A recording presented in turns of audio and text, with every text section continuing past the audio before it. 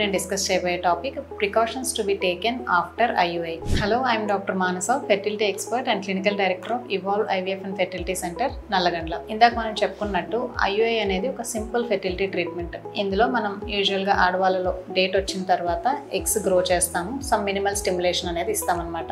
Eggs maximum size reach అయిన తర్వాత ovulation అంటే ట్రిగ్గర్ ఇంజెక్షన్ ఇచ్చి ఎగ్ రప్చర్ అయిన తర్వాత ఆ టైంలో హస్బెండ్ శాంపిల్ని ప్రాసెస్ చేసి ఫిల్టర్ చేసి డైరెక్ట్గా యూట్రైన్ క్యావిటీలో డిపాజిట్ చేస్తాం. ఇది IUI అంటే ఇంట్రా యూట్రైన్ ఇన్సెమినేషన్. ఇది ఒక సింపుల్ పెయిన్లెస్ ప్రొసీజర్. ఇది అసలు పెయిన్ అనేది ఉండదు, అబ్సల్యూట్లీ పెయిన్లెస్ ప్రొసీజర్. ఇది పెయిన్ఫుల్ ఉంటుందా అనేది చాలా మంది భయపడుతూ ఉంటారు. అండ్ ఈ ప్రొసీజర్ చేయడానికి మనకి మాక్సిమం ఒక 15 to 20 minutes పడుతుంది అంతే. ఇది యూజువల్గా మనం స్కాన్ రూమ్ లోనే చేస్తాం, ఎనిస్థీషియా అనేది కూడా అవసరం లేదు. ప్రొసీజర్ అయిపోయిన తర్వాత పేషెంట్ ఒక 10 minutes బెడ్ మీద పడుకొని తర్వాత నార్మల్ గా వెళ్ళిపోవచ్చు. ప్లస్ ఈ ప్రొసీజర్ అయిపోయిన తర్వాత చాలా మంది వాష్రూమ్కి వెళ్ళొచ్చా అని అడుగుతూ ఉంటారు. వాష్రూమ్ కి కూడా వెళ్ళొచ్చు. అండ్ ఒక్కొక్కసారి వాష్రూమ్కి వెళ్ళినప్పుడు శాంపిల్ కారిపోయిందండి, పడిపోయిందంటే అని చెప్తూ ఉంటారు. అది కూడా నార్మలే, ఎందుకంటే మనం ఒక్కొక్కసారి శాంపిల్ కొంచెం ఎక్కువగానే వేస్తాము, అట్లా కింద పడినా కూడా ఏమీ ప్రాబ్లం ఉండదు. అండ్ ఇంకొంతమందికి ఏంటంటే IUI ప్రొసీజర్ చేసిన తర్వాత ఎటువంటి జాగ్రత్తలు తీసుకోవాలి అని అడుగుతూ ఉంటారు. వీటికి ఏంటంటే మనం ఫస్ట్ థింగ్, మీకు IUI ప్రొసీజర్ అయిపోయిన తర్వాత మీ డాక్టర్ మీకు కొన్ని ప్రొజెస్ట్రాన్ సప్లిమెంట్స్ అనేవి పెడతారు, ఏదర్ ఓరల్ గా కానీ వెజైనల్ గా కానీ. ఇవి మాత్రం ఖచ్చితంగా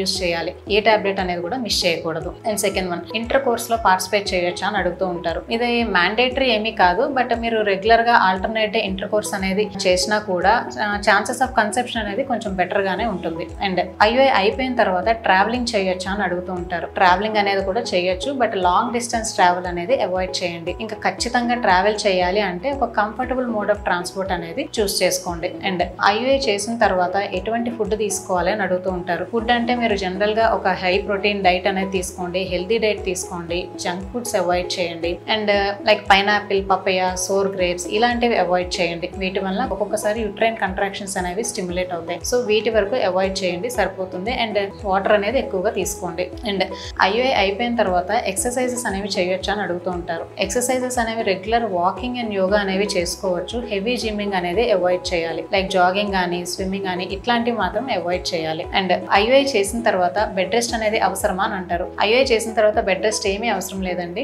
నెక్స్ట్ డే నుంచి మీరు రెగ్యులర్ గా మీ డ్యూటీస్ కి అటెండ్ అవ్వచ్చు. అండ్ IUI చేసిన తర్వాత కూడా మీరు స్మోకింగ్ అండ్ ఆల్కహాల్ అనేది అవాయిడ్ చేయడం మంచిది. IUI ప్రొసీజర్ అయిన తర్వాత ఒక 15 days తర్వాత మీకు మళ్ళీ యూరిన్ ప్రెగ్నెన్సీ టెస్ట్ అనేది మీ డాక్టర్ అడ్వైస్ చేస్తారు. అప్పుడు మీరు మళ్ళీ కన్సల్ట్ అయితే సరిపోతుంది. Thank you.